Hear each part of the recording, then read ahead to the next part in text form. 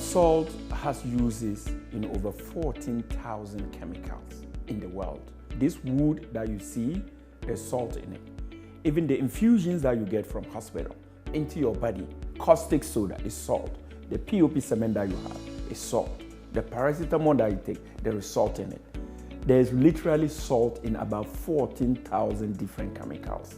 So food is probably only 10% of the uses of salt. So I believe that this is an area Ghana can harness and look at other non-traditional sources of revenue to ease the pressure on forex. And this salt has the potential to do that.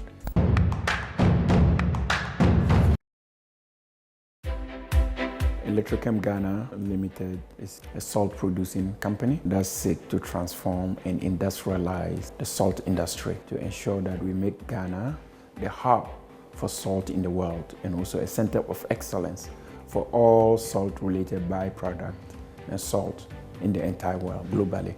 Electrochem Ghana started in 2021 mining and taking possession of this concession. The lagoon was being desecrated and turned into a football field. There was irresponsible mining, and then the lagoon was actually in danger before Electrochem took over. During this short period that we have been here, we transformed the lagoon into a very vibrant place where not only responsible salt mining is going on, but it has also turned into a vibrant fishing community where people from far and wide come to fish. Let me come to productivity and tell you that the highest output that was realized here during the interim management was only about 35,000 metric tons. 1 metric ton is about $200 US. So 30,000 metric tons, if you look at it, that is barely $6 million US of production.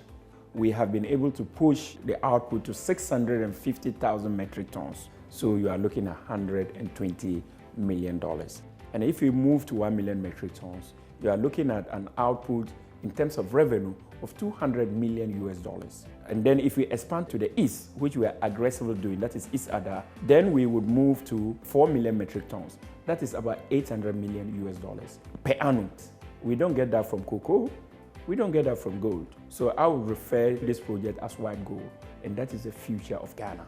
Ghana will become the biggest salt producing country outside of India in the world. Currently, we employ close to 5,000 people or more who are casual workers that are coming to just mine and make a daily living. An average miner, when they come in on a day, they make between 200 to 300 Ghana cedis a day. In a month, they make between 5,000, 6,000 Ghana cedis. And then the direct employment that Electrochem has, that is people, our operators that are doing construction of the dikes, administrative staff, procurement experts, drivers, security, and what have you. We are employing over 560 people. When we move to Ada East, the numbers that I gave you, 5,000 as casual workers, would quadruple. So you are looking at over 20,000 employees that will be added into our payroll. And then direct staff would be up to 1,000. In addition to 560 we already have. So though we have the concession that covers 42,000 kilometers, we also decided this same concession is what we are paying mineral rights on, we are paying royalties, both to the traditional council and government of Ghana. We have decided that we will carve out a portion of the concession, which we call community palms, that we give to the community members for free, so that they can mine and coexist with us side by side. It is also giving them more output than what they hit to get. For instance, an average Ada person mines once a year.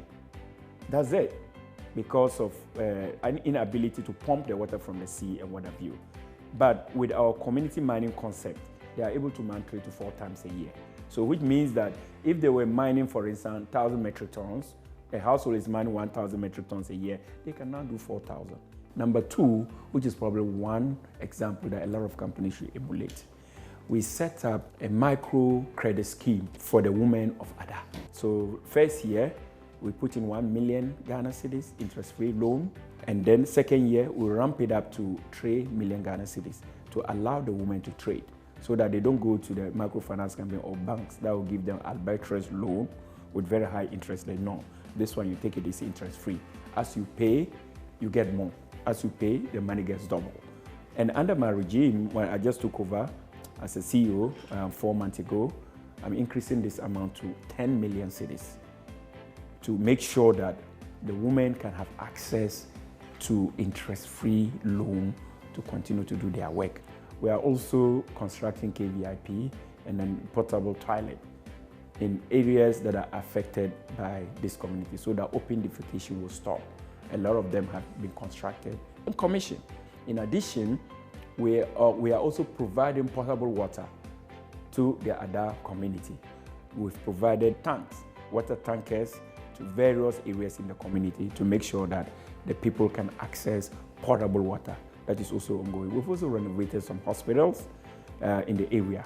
In addition, we also built AstroTurf, a football park, and this is going to be a modern stadium, not just a football pitch, but there will be tennis, there will be whatever, and then we create a very vibrant sport village for the people of Ada.